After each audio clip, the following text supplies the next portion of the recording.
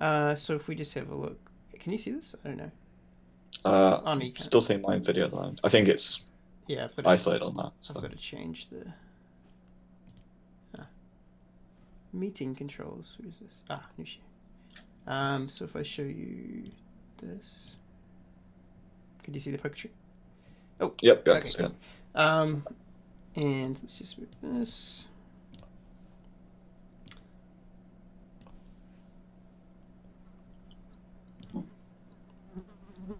So yeah, so we got. Oh, this one wasn't a check raise shove, but it was. Uh, I Like did massive check actually. raise, basically. Yeah, I did check raise it. Check raised it, and then I just started raising, and then I was like, oh shit, he's got the nut flush, and then I just call. But I know I do it on this one, which, to be honest, I don't know if I even should have done it, but it ended up working out anyway, just with the straight. But this, yeah, I definitely don't have the equity for this one. This was definitely lucky. Um, but it's still like, Like he has ace king in that hand, but yeah, he but could there's, also have yeah, your exactly. aces and nothing as well. So Yeah, and even with like ace king, if I raise it like pretty big, the check raise. Um, I can still have all of the pocket pairs as well, like fours, sevens. I can have 4-7 suited or something like that. So it's yeah, something that he definitely has to consider, even with ace king.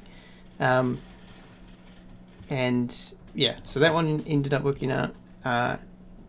Oh yeah, I don't really have that many today. I guess I've just been winning from other hands, but yeah, I mean, I've definitely been doing it more after yeah, going over the sessions. But yeah, who knows if it's actually profitable or not? It'd be good to, uh, yeah. I'm definitely gonna experiment with that. I think. I mean, it's yeah, yeah. I guess like paired board and two two suit, two cards of the same suit, right? yeah. Sorry, And someone's just vacuuming. Hopefully, that's not too loud. I heard it briefly, but it's kind of quiet now. So Okay. What am I looking for? Okay. All right. Let's continue. We can ask people about um, the check raise. yeah, I could probably ask Calendar about it. To be honest, actually. Yes, that's a really good idea. Yeah, I'll note that down for tomorrow. Just was it ace ten suited and the queen six suited hand, right? Yeah, we're just learning to check raise.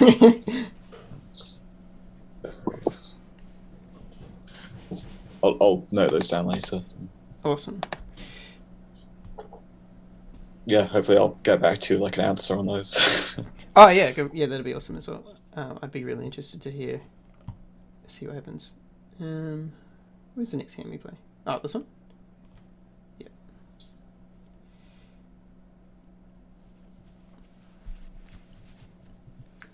Okay, cool. So you opened here. What were you thinking when they called? uh, Generally, look at this board. It's kind of like 9 and 10. Someone's hit something here. Mm. I'm probably just gonna check back if they check to me, and hopefully hit a seven, maybe. you know, Pray for him. Okay. yeah. Hopefully not a seven of hearts. So that'll make things a bit more tricky. Hmm. So Well, I mean, if we look at what do you reckon the ranges are in both these like positions? obviously like a lot of random overcards like Queen Jack, King Jack. But then you've got Queen tens as well, Jack nines maybe, and stuff like that. Just a lot of stuff that they've like one of them at least has probably hit. Like multi-way pots are Yeah. pretty bad. So Yeah, I mean they're gonna want to be calling with their any of their jacks basically, and possibly any of their like queens. But I mean, to be fair, like it's still like the broadways will most likely only have a gut shot, and yeah, then that's true. I and mean, then oh a small bet only needs like say I bet 33%. It only needs to work like 25% of the time, I think. So yeah. I don't know how like profitable that's going to be. But then they're kind of one of them's probably going to call like most of the time. So even though it doesn't have to work that often, it Hmm. probably isn't, to be honest. Yeah, I mean, I was even going to say you can probably you might even be able to bet more on this board and say like, I'm not sure. I don't know if this is any good, but like it could be the line that we take is we put at least one of them on low pocket pairs lower than a nine, and we say the other one's got like possibly a flush draw. One of them's got a flush draw, or a One of them's got a pair, one of them's got a flush, right? Or yeah, a flush and straight draw, right? yeah, exactly. But the straight draw is only really a gut shot most of the time, and like so I think if we bet big, we can say we can continue if no heart comes, and also the turn's like a brick for the draw, like for the Yeah, I mean, you could bet like 75% maybe, and that like puts a lot of pressure on those gut shots. I mean, Yeah. they're still going to call, but you don't have to bet like as much maybe. yeah, because I mean on we the can be turn. ripping. Yeah, you're right. We can be ripping like nines, tens, fours, queen, jack. The problem is someone's probably got a top pair. You know, it's kind of likely. Yeah, they definitely And can like have tens. 40% of the time, you know, heart's going to come on the turn or something. So Yeah, they definitely can. Yeah, so that was good. We didn't beat here. yeah, So this guy's got the jack king or something. Yeah. Interesting. Oh, okay. So what are your ranges under the gun? my range is kind of based off the masterclass. I don't want to like give away too much. I looked at your ranges actually in like your first video. Yeah. And they're like slightly tighter in some spots, but the main part where it changes is like the button and like the small blind. You're like way too tight. But I know some people open all suited aces from under the gun. Yeah. And I actually decided to open a couple of suited aces that Charlie, I don't think he recommended. I can't remember exactly. So I'm opening like ace-7 suited and higher, basically. Interesting. Yeah, because I recently changed all my ranges, and I'm not sure who was recommending it or what. I think it was... who was it? I think it was Inigo, who's like I think he's a 5NL player, maybe 5NL plus. Oh yeah, I see him. Yeah, and he showed me his ranges, and basically it was like for under the gun we want to be opening ace deuce to ace 5 suited, and then not opening ace 6 to ace 9 because we can't hit any straights, and a lot of people can call with better aces than the ace 6 to ace 9. I mean, you're still going to have that problem with like the lower suited aces as well. Yeah, it's more just we can hit the draw with the lower ones. I mean, I'm opening all suited aces from middle position. Yeah.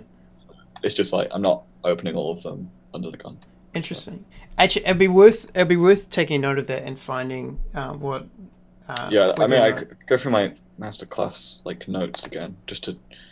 I probably made a note on like what exactly Charlie said about suited aces. Like what he actually recommends. Yeah. So. Yeah, because there are actually like 2 videos on it. It's like an old one and then a more recent one, like after the masterclass. Yeah. So, I'm using the more recent one. Okay. Actually, I am actually opening correctly. I don't want to. I gotta like stay vague on like the small blind and stuff because, you know, I want people to buy the masterclass. So, you know. I mean, it's how many? It's like 5 hours of content. But even in the old, even in the old video, he's opening. He recommends opening like ace-10 suited and higher. So you're perfectly fine, I think, to opening what you're opening. Okay, cool. Just this is like slightly looser, you know. Yeah, I definitely talked to Helena about 2NL ranges as well. Just because I know that she's talked about them before, and because she spent so long in 2NL, right? so yeah. I mean, I don't know actually. I haven't watched like the 15L coaching or anything like that. I only watched like the Adam video, I think, because I was worried like the 15L stuff would go ahead. So yeah, okay. Well, but yeah, that's why I'm not opening that. Okay. I will admit though, sometimes I open hands like that I shouldn't be opening, like that Jack 9 off earlier. So I'm not as strict as I should be on ranges sometimes, but I don't think I'm too bad either. You know? Yeah, sometimes in my haste to fold, I do forget to label people. But that's fine. Yeah.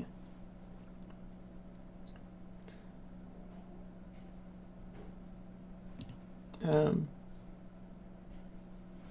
so what do you think about? So there's a couple things with this one actually.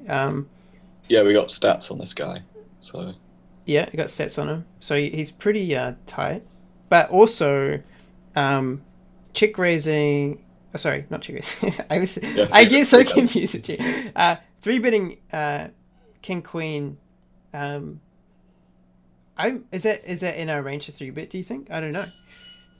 I mean, From I don't seeing know it. like specific three betting ranges to be honest for Mm, six and L. Sorry, six-handed. Zoom.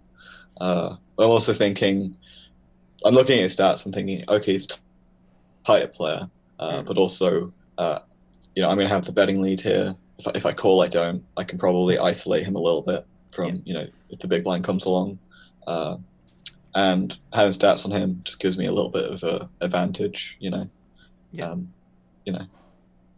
yeah. So I was, you saw, I was, that's why I was thinking about calling, but I also just figured it's probably better to three bet overall. Like 30% looks tight, but he is in the cutoff, so he should be opening slightly wider anyway. Yeah, definitely slightly wider than this, but he can. I think just because he can still have like a lot of better hands. Like you can have what ace, you can Yeah, have ace all the king, ace ace queen. queen. Yeah, even ace jack still beats us, especially ace jack clubs. Um, you can have all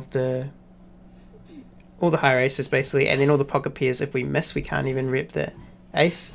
Um, yeah, I think I prefer calling, but I'm not too sure on that one. That's Yeah, I mean, especially in like two and I'm L. I Mm.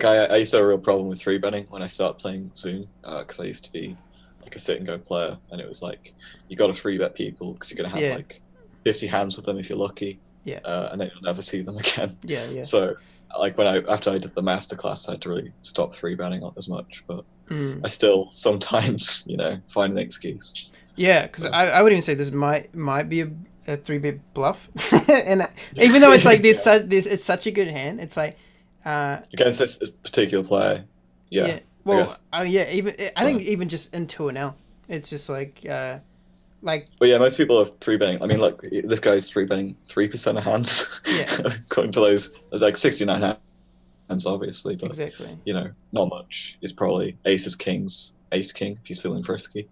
Yeah. So No, you you're know, totally right. And what about sizing? Okay, like I'm not sure on the whether or not it's a bluff or it's a good thing fit. But what do you reckon about sizing? I mean, in 2NL, you can get like a lot of people to fold to like a 3x size. Mm, I think as you go higher up in stakes, you need to start three betting a lot larger. Uh, uh, I mean, if people started calling my three bets all the time, if it's just 3x, people just automatically didn't care anymore. I'd probably start raising larger. yeah, But I still get folds from 3x quite a lot. yeah, And when they do come along, it's generally with a weaker hand. yeah, So uh, they'll hit like a top pair, but you'll hit a better one. And, you know, yeah, it seems okay for now, at least. yeah, yeah. I think actually you're really lucky because I mean just from the videos that I've been making, people have been recommending better um three betting ranges for me. So I can tell you what Oh, they really? recommended. Yeah. So Oh, it's yeah, sure. so pretty much so in this situation, when any bet three bet out of position from the small blind, we want to be betting four times, no matter what, pretty much, um, Right.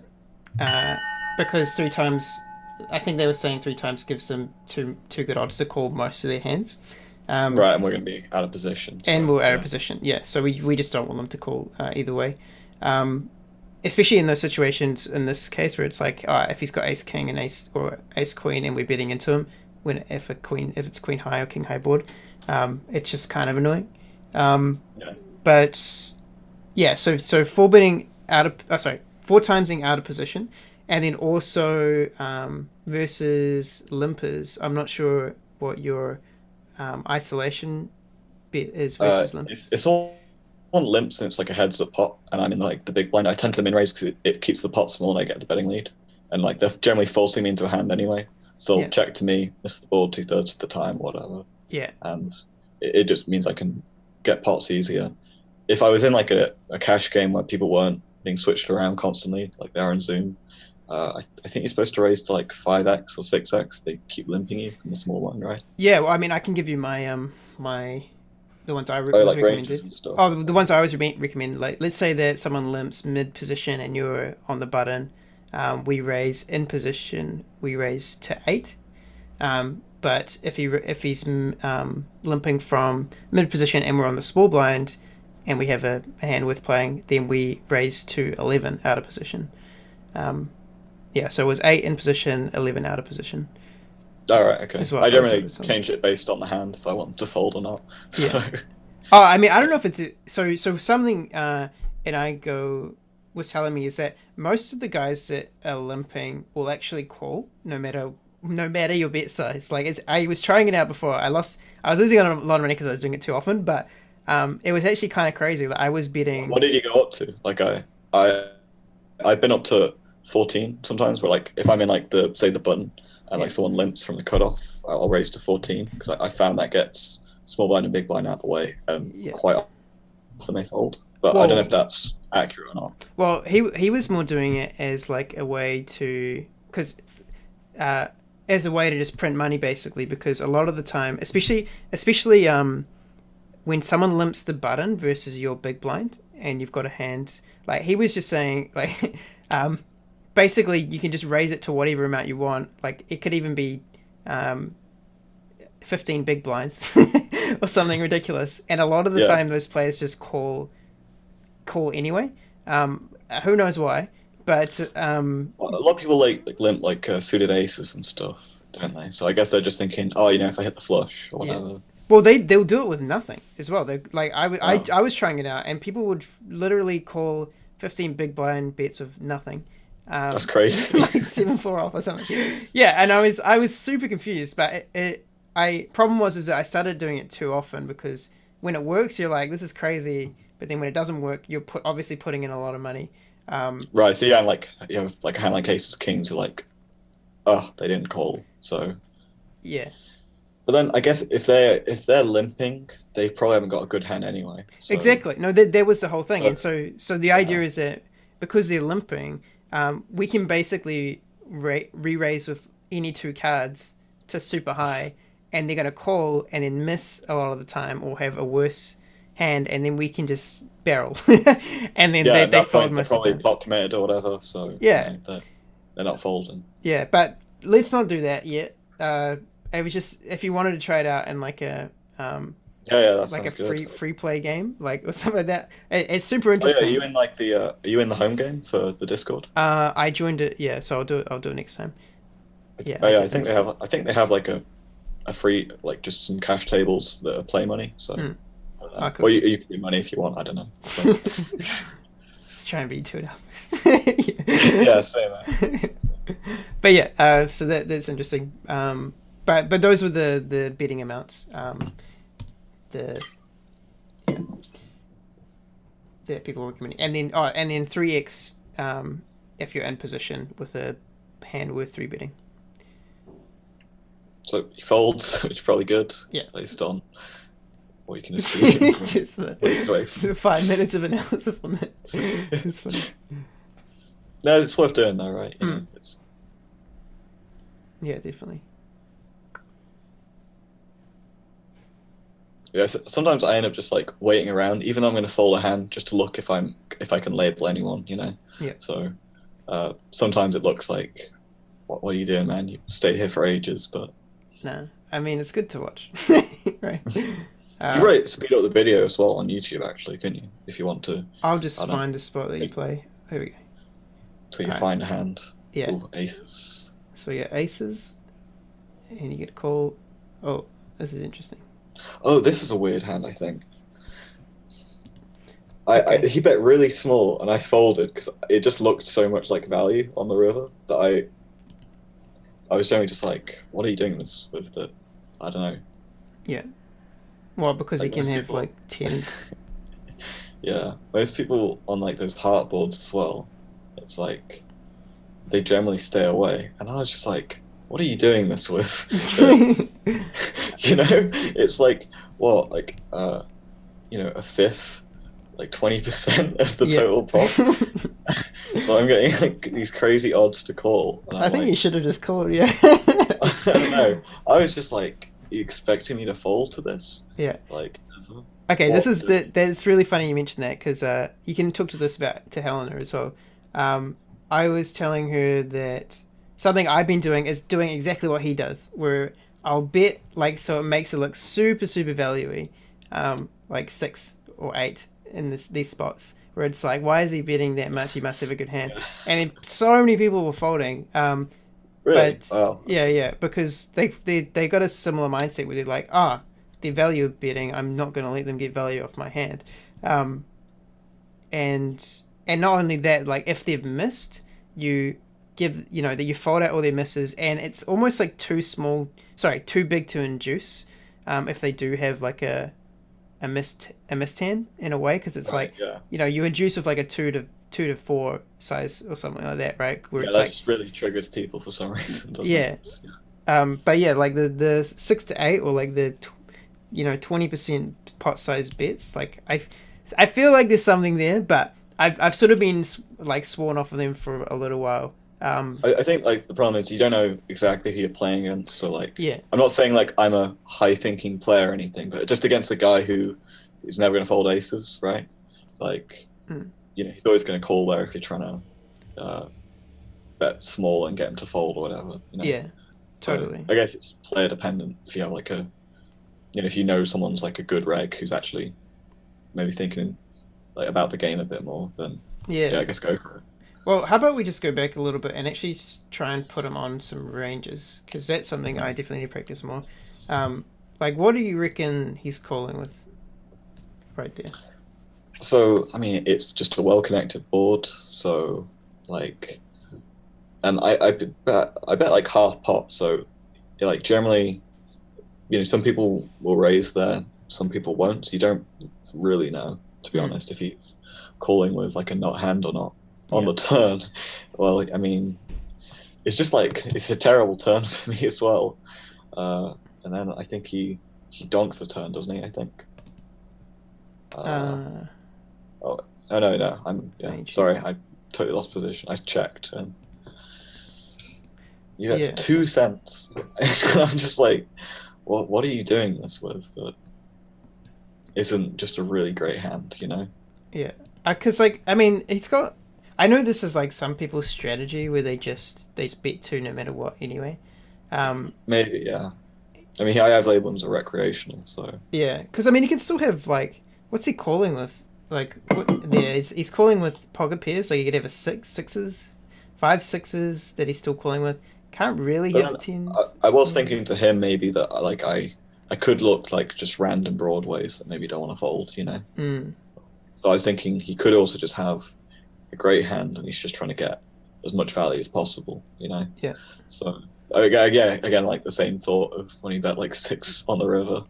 I was like, how could this be a bluff? I almost think that he's only got a single pair. Just because I think he would have check raised this bet if he had anything. Right, because like if he's got what, if he's got a 10, if he's got 7 8 9, he'd probably call that, right? If Yeah. he's got 8 9 7 8, he might actually check raise to if to see if you've actually got the hearts. And if he's got a set, he's probably going to check raise here. The things that I think he's calling with are maybe like, Jack of Hearts, or it could be calling with a 10. But it's more likely that he's actually just hit something small on the board, I think. But yeah. I probably should call just to find out, to be honest. Yeah, but, I think you should have, because like generally like people bet big when they've got something and small when they don't, and Tilda, or it's small if they've only hit something not worth betting big on. I mean, do you think I should maybe check raise the turn though? Like, No. I think you can just call them down, like, Yeah, and just call down to the river basically. I mean, you could check raise it because you've got the ace of hearts, but it's also just such a dangerous board. It's like, yeah. But the thing is, Like, it might actually be better to It's check like, raise. can you fold like the nut flush if he jams there? You know what I mean? Like the nut flush draw. Sorry. Yeah, You know. that's true. I think check raising is actually good because in case you hit the ace, you can stack. You can stack him, right? Oh, sorry. If you hit another heart, you can pretty much stack him. Because if he's calling a check raise, then he's got something pretty good. So so I feel like the odds are second. But yeah, I'm not sure. Actually, that one's kind of a tough one as well. Yeah, it's a weird one. Yeah. Oh, this looks like that limped pot on the button. I raised to 14 there. Raised to 12. Okay. Yeah, you raise super high. But you see what I mean? Like, people just call, like, they're called 12. And this guy, is he going to call 12 as well? Yeah, but people call super wide when... Yeah, see, like, he calls 12 as well. It's crazy, right? Yeah. Like, This, you can... I remember this one now. Yeah, so... Yeah. So I was looking at this board thinking, king high board, like, you know, I have something that they don't, so I'll bet pretty small. I don't have to work that often. Yeah. I think I get min raised by Joe, or whatever his name is. Oh, really? So Yeah. He check min raises me. Yeah, I mean, I would opt to say that, like, our hand was, like, we almost bluff raised with the 12. Yeah, I mean, like, during, like, those hands, I'm just, like, we flop well, so, like, pretty well. I mean, if it's 10-9, it'd be better, obviously, but, Yeah. I mean, I would just not, I think I just would not bet here because, like, especially anything calling with, like, there's a lot of kings that call us. There's a lot of ace kings that this guy can call without a position that he's just not going to re-raise to a 12. And also, as well as, like, the flush draw, these guys are almost ripping like a ace high flush draw. Yeah, that's, like, yeah. I mean, like, generally in these spots, I have, like, this bad habit of, like, 33%, only needs to work 25% of the time. So let's just go for it, you know? He min raises me, and I'm out of there, because, yeah. Yeah. I mean, how do you find that players are quite sticky in these pots anyway? I mean, it's true. I feel like people are kind of honest in these pots. Like, you know, if you've raised pretty large pre-flop and they've limped, like, they're generally sticky, but they're also kind of afraid sometimes on certain boards, you know? Yeah. That you just have it, so... Yeah, that's definitely true. I think I find them to be pretty sticky. It's kind of a mix, to be honest, you know? You get some people who are just, like, a limp, and they're pretty passive, and then some people who are just like, I'm not going to fold this, ever. So... Yeah, true. We have been going for an hour. Let me know if you've got more time or not. And we're already 7 minutes. I got plenty of time, man. Okay, how about we go for let's go for another half an hour or so. All right, cool. Let's see what we go. There's, like, one hand, I think, like, towards the end that I thought was pretty interesting, so go for that at some point. Yeah. Okay, so actually, let's go back. So this is this is a terrible hand. This is a hand induced from the last hand, it looks like. Okay, so he limps. So limping here, yeah, I think it might even be worth trying that out in some spots. Like, he's basically going to call anything. Okay, so I should probably check here and maybe hope he checks back a queen or something.